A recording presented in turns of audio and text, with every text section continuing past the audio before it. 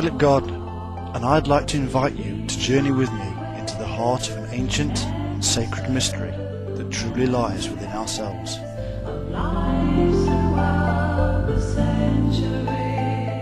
This is a journey of ages, and one that transcends ordinary human thought. It is the secret at the very heart of the Temple of Solomon.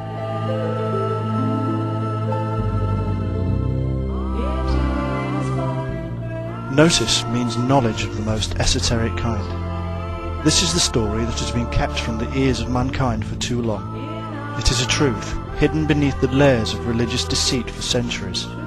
This is the truth behind the world's most infamous secret societies, including the Knights Templar. It is the revelation of the arcane secrets of mankind, and the amazing discovery of the secret of Solomon's Temple. You cannot live life until you have Gnosis.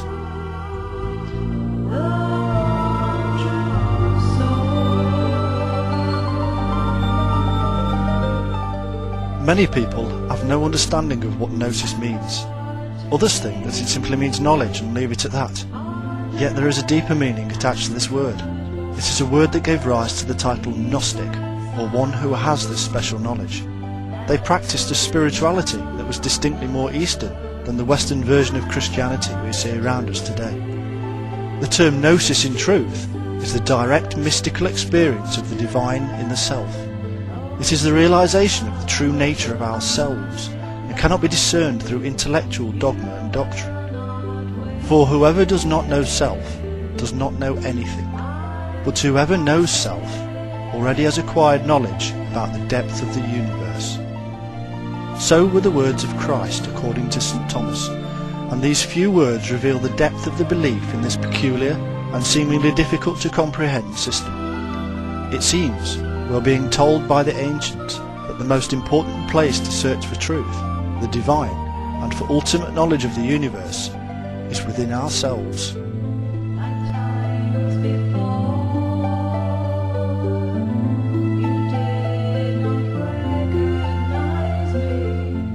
The goal of this Gnosis is to discover this true inner reality, which also gives us an insight into the very universe. I shall give you what no eye has seen, what no ear has heard, and what no hand has touched, and what has never arisen in the human mind. These were the words attributed to Christ, and what we shall discover is that this Christ of the Gospels is nothing other than the true inner reality of ourselves. The words of Christ match those of other leading historical avatars because it is a kind of archetype within each one of us in a very quantum way. If we can obtain the wisdom and knowledge of this true Christ, then we shall be able to see what no eye has seen, and hear what no ear has heard. We shall truly touch what has never arisen in the human mind, because what we shall see is much more than just the creation of this human mind of ours.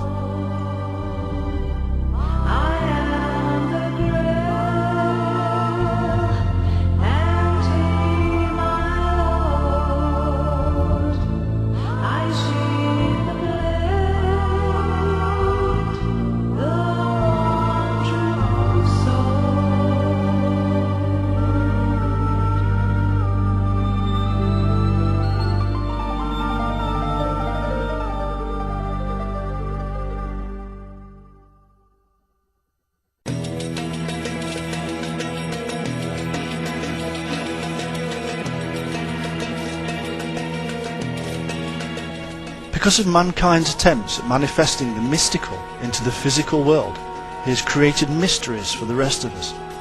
The secret knowledge presented here would have resulted in my own tormented death at the fiery stake had I written so blatantly in previous centuries. Only those who already knew the secrets had the eyes to see and the ears to hear. Men whom we would today class as alchemists and occultists hid their understanding behind language and imagery that was multi-layered. In order for us to fully comprehend exactly what this Gnosis is, we must first understand the background and history to this hidden world. We must come to an understanding that our present orthodox history is basically incorrect. Over the course of the last few centuries, there has been an ongoing rewriting of history by those in power, both ecclesiastical and political. As any good historian will tell you, The history of the world has been written mainly by the victors. The victory could be a military conquest, a political or religious campaign. Either way, the losers are generally silenced and eradicated from their history books, or even vilified and made to look foolish. When we are told that the war was won by the glorious and good, we must be wary of what we read. The same is true when we read of the supposed victories of, say, Christianity. We read, for instance, that St. Patrick went to Ireland and defeated the serpents, eradicating the country of all the indigenous snakes. This is blatantly not true, as Ireland has no snakes.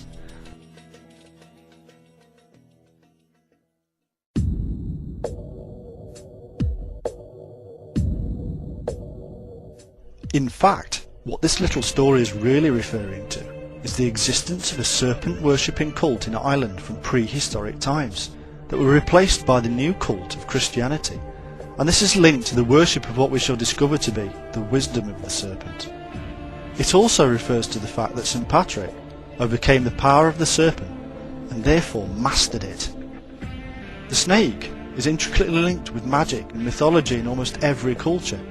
It is seen as the personification of wisdom and goodness, and alternatively as the personification of evil, thus revealing the duality implicit to its nature and to the nature of the energy serpents known as the Ida and Pingala, which traverse the spine in the Hindu tradition known as the Kundalini.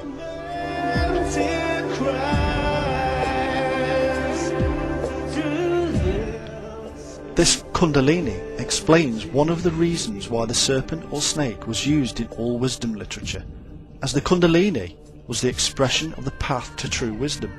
Its dual nature as both the cure and the killer is almost unique.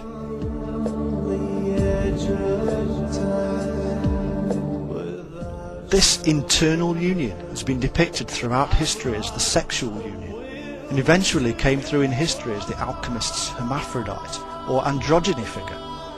Some say that originally the snake was the symbol of the virgin goddess, giving birth to the cosmos unaided by any male principle, an almost androgynous element of creation, the coiled or spiral symbol of the serpent representing her vagina.